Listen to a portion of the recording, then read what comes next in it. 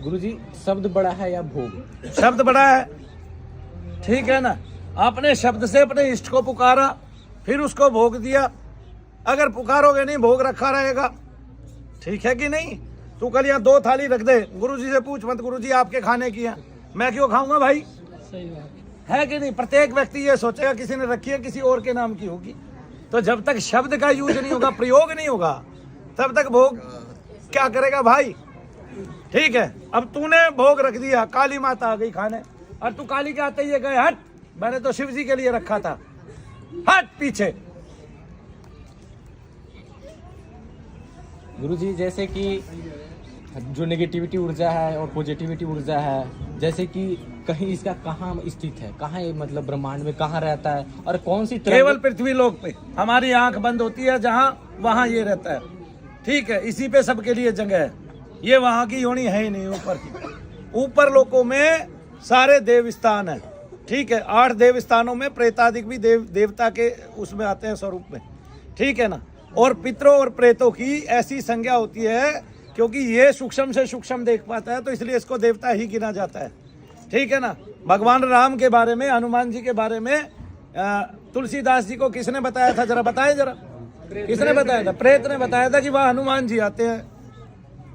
गुरुजी जैसे कि हमारे ऊपर भूत प्रेत हावी जैसे कहें तो नेगेटिव ऊर्जा हावी हो जाता है, तो हम फिर कहाँ चले? पहले ये तो देख ले, जाकिर नायक भूत प्रेत को मानता है कि नहीं मानता है? सारे मुसलमानों में तो भूत प्रेत आते हैं, जिन जिन्नात आते हैं, ठीक है। उनके उसमें भी तो लिखा हुआ है, हाँ?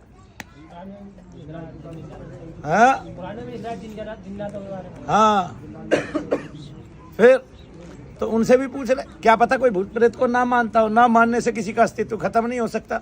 हमने पहले रामायण को नहीं माना, ना जाना, ना देखा, तो रामायण मर थोड़े ना गया था। एक दिन रामायण उतर गया काले रंग का धाम में, शनि धाम में। तो फिर किसी को ना देखने से उसका अस्तित्व नहीं मिटता। किसी ने मनु भैया को नहीं देखा तो मनु भैया का अस्तित्व थोड़े ना मिट गया संसार में से, और मिटने के बाद भी नहीं मिटता। हाथीवान महाराज चले गए, आज भी हाथीवान है, ठीक है। बागेश्वर के वो बाबा चले गए, आज भी है। हनुमान जी चले गए, आज भी है, ठीक है। और तो और मैं क्या बताऊं, बागेश्वर वाला तो पूरी राम की सेना को आज तक धकेल रहा है। हे राम की सेना, वानर सेना, लग जाओ काम पे, ठीक है। तो उसमें नल नील भी लग रहे हैं, सारे लग रहे हैं उसमें। बाली का लड़का अंगद भी लगा हुआ है कि नहीं? नहीं लगा हुआ। फिर और तो भाई जो दिख नहीं रहा वो है नहीं क्या? गंगा जी दिख रही है, लेकिन गंगा जी का पुत्र भीष्म था। स्थूल से सूक्ष्म हुआ, सूक्ष्म से स्थूल हुआ। प्रत्येक व्यक्ति का एक स्थूल शरीर है। वैज्ञानिक भी नहीं मना कर सकता कि इसके अंदर कोई अन्य शरीर नहीं है। तो वैज्ञानिक ये सोचता है कि प्राण निकलता है। भाई हाथ काट दिए तो भी शरीर चल रहा है, बोल रहा है, खा रहा है, पी रहा है। भाई दोनों पैर काट दिए तो भी शरीर पैर खा पी रहा है, लेकिन गर्दन काट दी जहां से आवाज आती है, तब प्राण का मार्ग टूट गया जहां से हवा आती जाती है, तब वो कुछ नहीं कर पा रहा, तब वो मरता है। तो इसका मतलब कोई अन्य रहता है तभी तो मरता है, और वरना अगर वो ऐसे मरने लग जाए तो पैर काटने में ही मर जाएगा। नहीं समझे आप? समझ रहे हैं कि नहीं समझ रहे हैं? गुरुजी जैसे कि हम बड़े बड़े साधनाएं करते हैं तो हमारी जो इंद्रियां हैं अनबैलेंस होकर पता नहीं कौन बहुत सारी इच्छाएं प्रकट करते हैं, काम, क्रोध, मद, लोभ, भेदभाव, इच्छा। ये मतलब इनको शांत करने के लिए क्या इंद्रदेव वहाँ से मतलब हमें विमुख करने के लिए, अपने मतलब जैसे कि परमात्मा की रास्ता से उन्हें अलग करने के लिए क्या उनकी गद्दियाँ हिलने लग जाती है? इंद्र का मतलब ही आपकी इंद्रियां हैं। क्या है? इंद्रियां हैं। जो 10 इंद्रियां हैं वे ही इंद्र है, वे ही तो भोग पाना चाहती है। रसना कहती है स्वाद दे, नहीं समझे? इसके अलावा कोई अलग से इंद्र नहीं दिख रहा है तुझे अभी, और ना दिखेगा। क्यों? तू पृथ्वी का मानव है भाई, तुझ में मन है, बुद्धि है, प्राण है, सारी इंद्रियां है, एक आत्मा भी है, लेकिन उसको हम भूल जाते हैं जो तत्व है मूलतः। तो हम आत्मा रह के बर्ताव करते नहीं है इस संसार के साथ, हम इंद्रिया बन के बर्ताव करते हैं। और सारी इंद्रियों ने उस बड़े इंद्र यानी कि मन को राजा बना के इस संसार में घुसाया हुआ है। अब वो मन कभी राजा बन के कहता है राजा इंद्र।